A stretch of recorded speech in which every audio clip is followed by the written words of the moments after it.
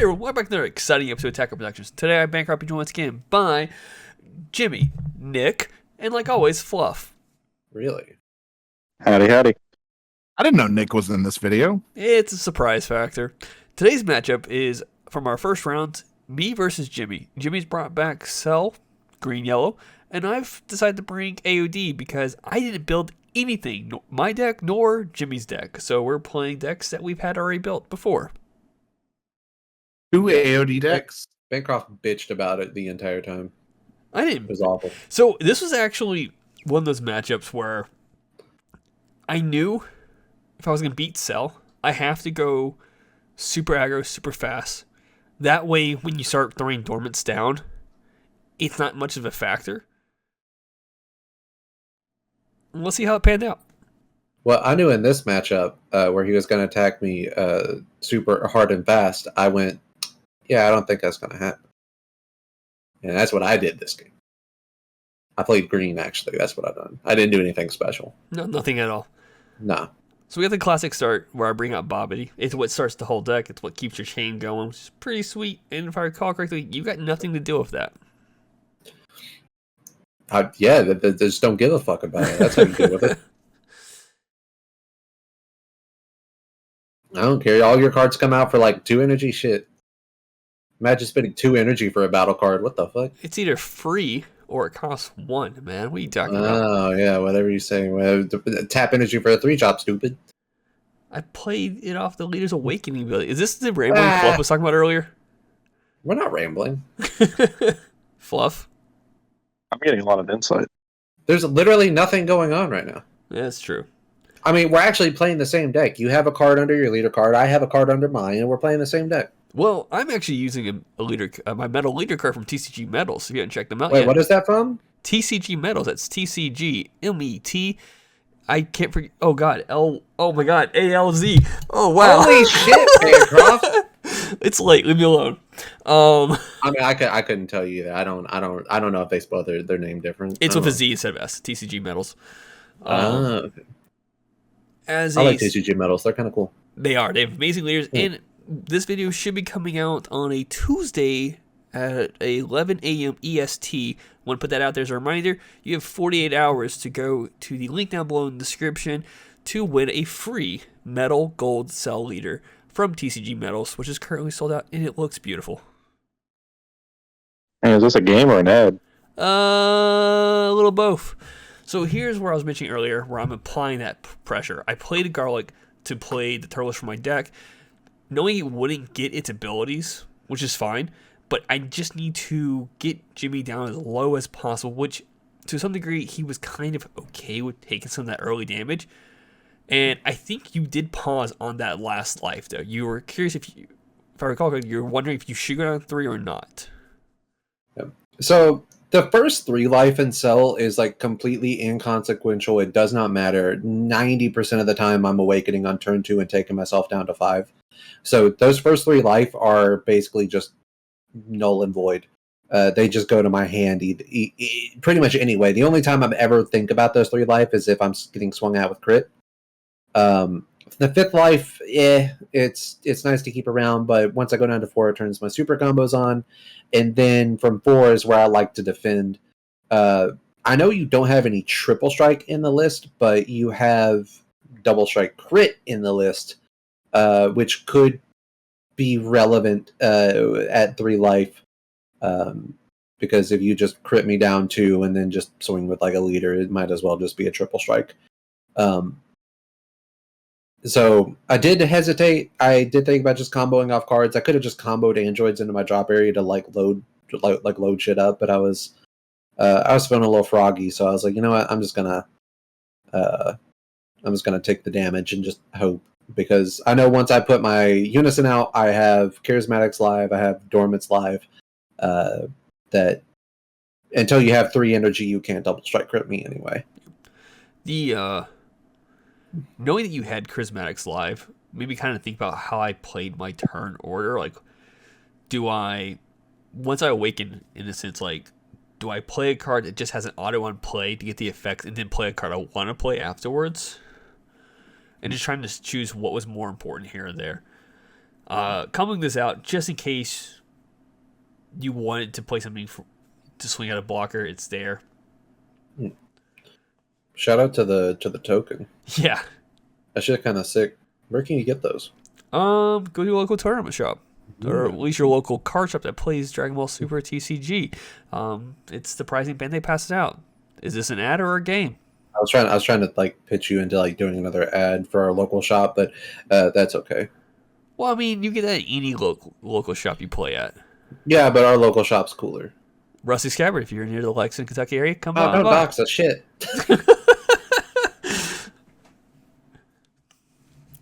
So here, I was like, fucking suck. So here I predicted you're gonna use Dormant, and it just kind of played to what I needed to swing with first. Obviously, if I swing with Garlic, Dormant's gonna clean that up, and that's a waste in an attack. So if I recall correctly, I do swing with either Turtles or the leader first, knowing that you cannot hit Turtles with Dormant. Mm.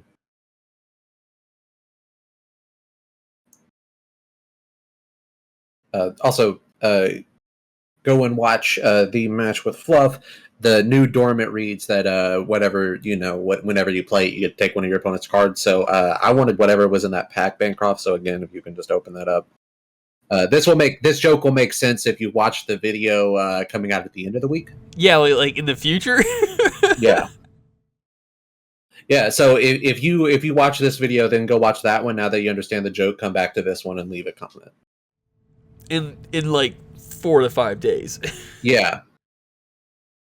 People will remember this shit. They'll write it down. Is that what it is? So I grabbed the super combo just to combo it off because I knew if I played it, it's gone no matter what. And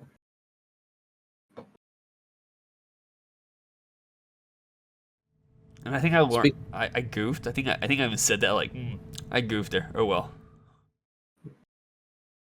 Speaking of ads, shout out to Dr. Pepper Zero Sugar Cream Soda. Not a sponsor. It tastes like shit. I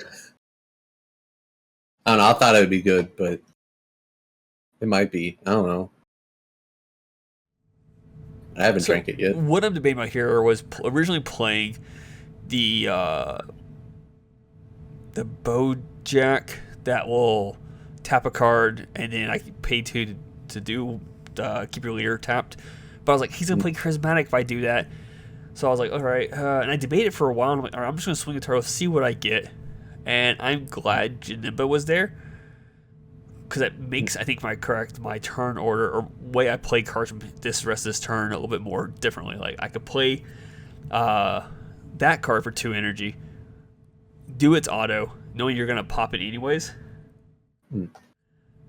and then I can turn around, awaken, play the other card. But then I was like, oh, but then I can't benefit from the pay 2 activate main for it now, which was fine. I mean, I think I ended up passing actually. I can't remember if we played a Broly on this turn. I know I did not. I did. I tapped out. Yeah, look at me. I remember that shit. Sorry, leader's effect. You played it off your leader. Yes, okay. That's what I forgot about. Okay.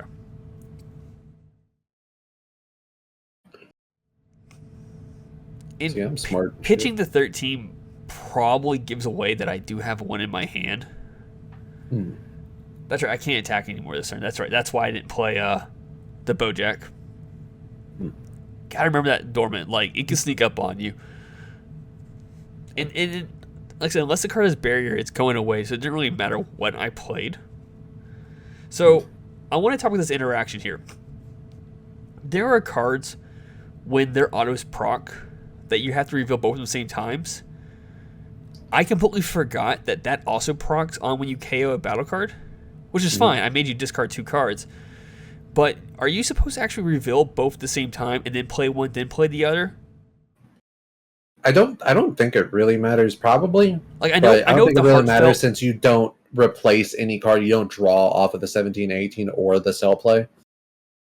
I only said it because like the heartfelt with the pan, like you have to reveal both in your hand before you do all your other stuff to clarify that you are activating their effects to play them, and then you play them one at a time.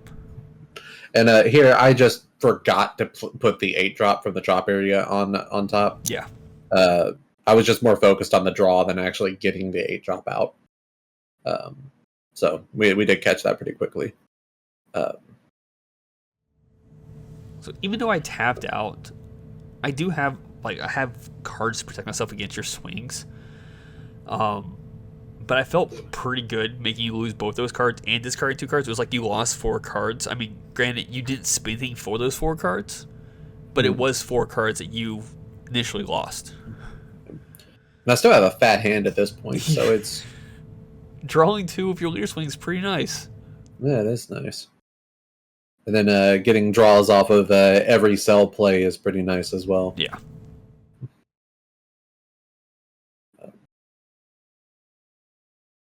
And I do try to sink a couple attacks into Turles just to either just get rid of the card and make you replay it, or just to make you expend cards out of your hand. Yeah, I got like 5 cards in hand. I'm not wasting resources. I got another Turtles in my hand. I could just play it. You can't pop it because it's barrier. Yeah.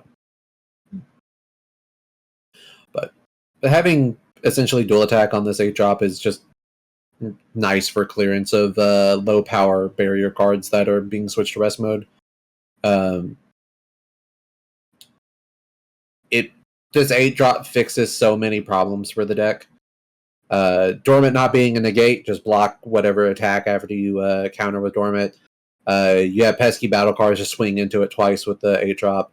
Your opponent's trying to pop your cards and doing a pretty good job at it. You just keep it around for free.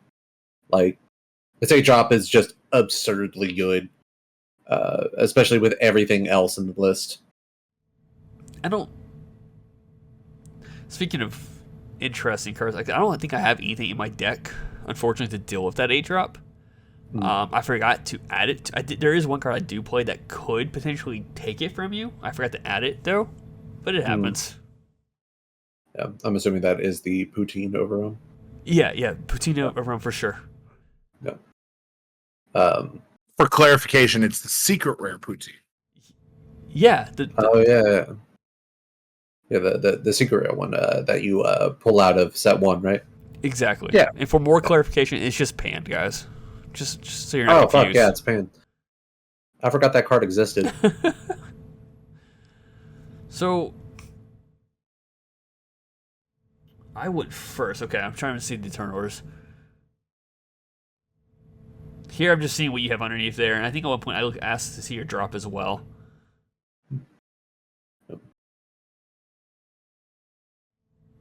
Because every turn here from here on out, because I don't think there's a counter I could play in this deck. If I'm wrong, someone speak up. The leader's not a Demon Realm race, right? No. No. So, like, I know... Unless you want to pay 3 yellow energy for cooler. Which could be possible, but you're burning a lot of your garlics and your agent searchers. So here, I played the baby just to see if you would play another charismatic. I actually forgot you charged one. Mm. And I went straight into, obviously, the yada yada here. And I should have... I think I swung a lead just to try to get that extra damage. Oh, you blocked it, so it didn't really matter. Never mind. Yeah. I think I swung at Unison on that first swing, actually, though. And you're protecting it. Yeah, that is correct. And since I'm under Dormant, just swing of lead. I think do I swing into your lead? I don't remember. I think you do. Yeah. Maybe. Yeah, because you're super coming. Yeah. I think I was trying to get you to 2 life. Because I knew I had at least one more turn on the countdown. Because like once you get to 7 markers, or at least if you allow the units to get down to 7 markers, it's practically game over, especially in a deck that has no response to it. And I was like, if he could take this damage, then I could just swing double strike on the board as long as he doesn't establish a blocker. But you do have easy ways of doing that. Yes. And here, I think I was counting your 1-drops in your drop area. Yeah. Which, something sneaky that a lot of people don't remember is that the 4-drop cell does have a evolve, and can just tap 1 to evolve on top of Android 17. So a lot of people look at the 1-drops as a straight, this is definitive the amount of times that you can put a 4-drop on the field, when it's really not. It was really, really fun. Every time you tap 1 and evolve, and they just sit in there and look at you like, bro, what the fuck are you doing? That card has more text on it. And tapping 1 to make you lose that 1-drop and discard a card, once again, even though you still have 3 open energy, and you have ways of, like, I think right here is one, of reestablishing that 1-drop.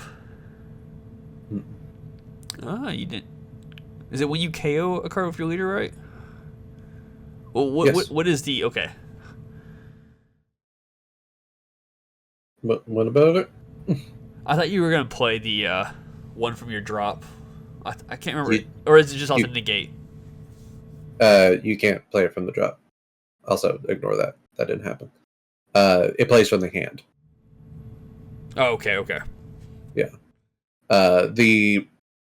The KO 1-drop, when your leader card KOs a battle card using one of its own skills, it plays in rest mode. And then the other is if you have a unison in play and your opponent has no battle cards in play, it comes in rest mode on an activate main. Which is completely irrelevant in this match because you're always going to have the Bobbity in play. So this turn, I feel like it's one of those turns where it could go one of 2 ways. You've only used 3 dormants so far. Oh, sorry, 2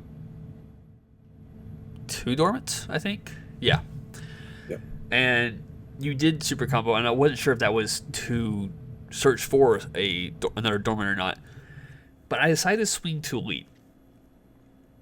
Because my thought process was, if I swing the lead, he dormant, I'll make him take it. I'll combo up to 30. It's a crit. I overlooked you having 2 energy. I'm not sure what happened there. And you can either play Bupo on that, you could play the homicidal clones from that. Like, you have options for that energy. Yes. And in hindsight, I think we talked about this, I should have swung to the unison, even if you dormant it, or even if you would have negated it with something else, like this Bupo Thin. I have 5 to 6 cards in my hand. I could have just swung another attack into your unison, and a second one would have put me down to like 1 or 2 cards in hand, but you wouldn't be able to do the -7 your following turn, which could potentially buy me more time. Yes. I only say this because of how close this video is to being over with. Obviously, you're like, that's it, it's game. I'm like, oh shit. I'm like, just -7. You're like, no, hang on. So I'm going to tap 5 for a new unison, and I'm going to pretend it's Wretched Regeneration. Yeah. So even if I did swing at the unison with a single attack card, and that's all I could have done, you had another one to put underneath it to put it back to 7, just so you could do the -7 when you needed to. So, with that being said, kudos. I tried with a super aggro deck, and maybe that in play was a mistake. We will never know. But remember, there's buttons down below and on the screen while Fluff does the outro. It's so hard to know what action is the correct action in that final turn because, like Jimmy said before, the deck only needs 2 of 3 ways to clear out the deck going off at once for it to just be an auto game over. And you can't really know which path to take, so you really have to take a gamble on that last turn. But read your cards, know your plays. Let us make the mistakes so that you don't have to. And as always, fluff out.